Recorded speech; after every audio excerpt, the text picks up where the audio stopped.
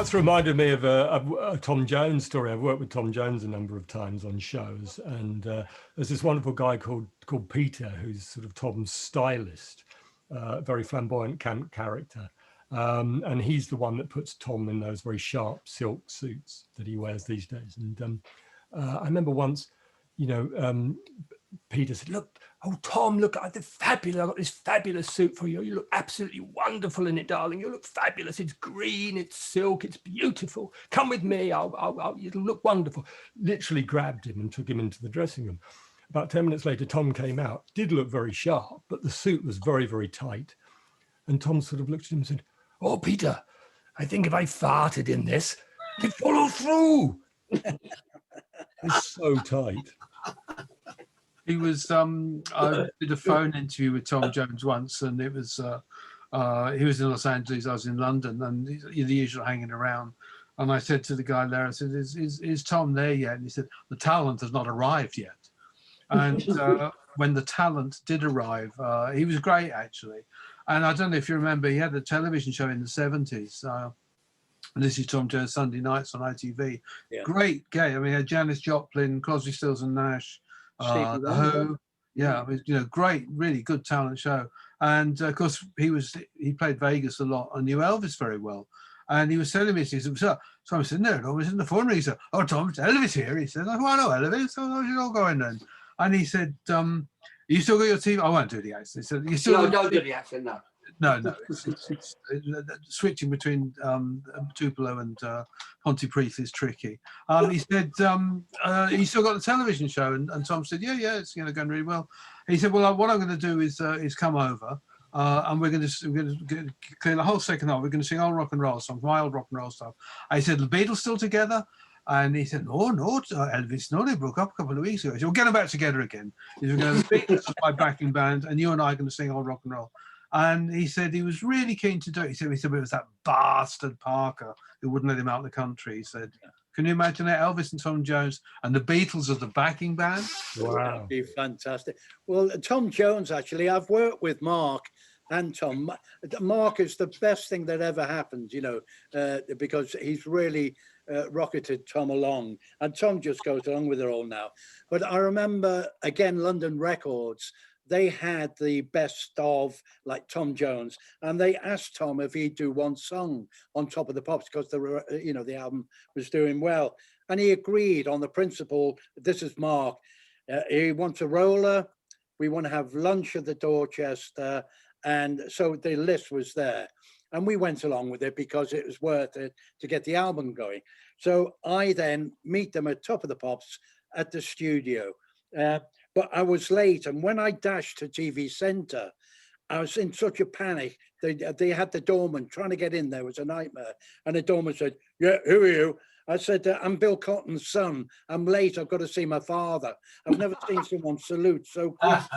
Put me in a parking space. Then I went and sorted Tom out, and he noted me getting in the limo with Tom after the show. We go back and off to the Grosvenor House. Everything took about an hour, whereas it should have taken a day. So Mark, Tom, off to it. And Mark said, "What do you want to do, Dad?" He said, "Well, fancy a bloody drink." So I took him to the Grosvenor Square, and there's a drinkery there with lots of totty, pretty ladies. Well, I mean, he was in his awe, everyone running around. And to this day, and I saw him at the O2, Tom and Mark the other day, and Mark's always saying, "Oh, Judd, Tom, you remember the Grosvenor? Fuck it, do I remember the Grosvenor?" Oh, and then every time I went back to TV Centre, because of me doing that blank to get in, the fellow would salute me and take me to the bloody thing. And I got caught out in the end by Bill Cotton coming over to a table. They used to have silver service up in the BBC restaurant. Bill Cotton came over and said, "So you're my son?" And I went, "What?" And I said, No. He said, "You bugger, you got away with that for long enough. Now, next time you..." So I had to apologise. And well, it was a memorable day for me. Brilliant. Well, it's not unusual, is it, Judd? I did a radio series on the 1950s for Radio 2 at Broadcasting House, which I wrote, and they got Alan Whicker to present it, and he was undeniably Alan Whicker. You think of Monty Python on Wicker Island, and it was him. And he got to the point where he was very happy with my script, and he read through it.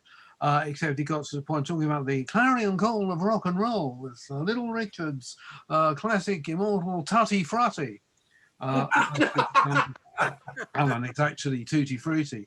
And the eyebrow went up and said, absolutely, I said, absolutely, I know that is. So at the end, we got him to do a trail, and I said, could you just read this? And he looked, and again, he's very good with his eyebrows. And he said, are you absolutely certain? I said, yeah, if you could, I wouldn't mind. So he said, the Fabulous 15. So I said, oh, Whicker, a womp bop, a loo bob, a lop, bam, boom. Can I return to Phil Collins? I met him in Sweden. You're right. Is this a dirty story? No, it's not. Okay.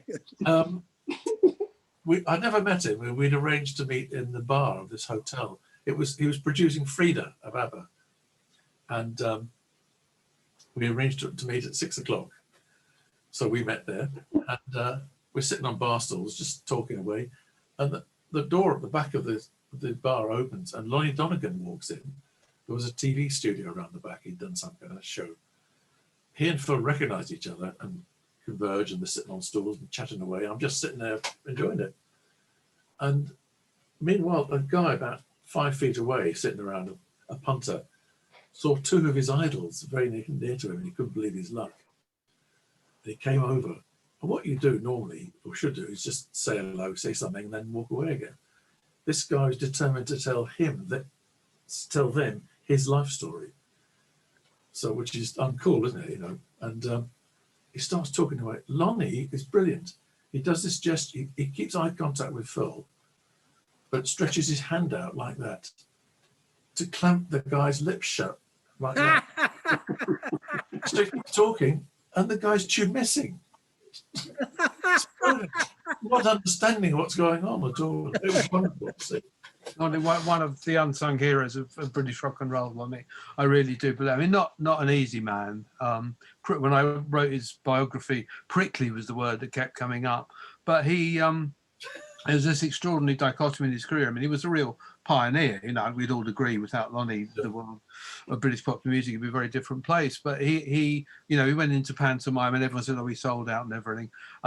But there was this dichotomy, and he did. I think one of the most poignant version, any white man's version of blues, Lonnie's version of Ain't No More Cane on the Brazos, you should seek out. It's a wonderfully heart-wrenching piece of music. And a fortnight later, he was playing Wishy Washy in pantomime. There it is, you get the two. What language is that, Patrick? What language is that, the title? It's called Ain't No More Cane on the Brazos. It's an old traditional slave song. It's on Spotify or whatever. Yeah. What was the biggest? Because he had quite a knack of getting copyrights, and there were some classics he picked up. I'm trying to remember. Nights in White Satin he got for a $5. Justin Hayward was playing, I think in his band, and he liked that song. He got that one. And I'll Never Fall in Love Again he wrote, which Elvis recorded. Wow. And he was It was a great interview, actually. He this thing about Lonnie selling out, betraying his roots, and he said, well, if you think about it, I mean, he said, my old man's a dustman. You can trace that back to the First World War. It's a folk song. I mean, people sing it in the trenches. Whereas Grand Coulee Down, which everyone says is like really authentic, was Woody Guthrie was paid to write that by the American government. I picked up that song was a Scouse song. My old man's a fireman on the Elder Dempster line. Yes, that's right.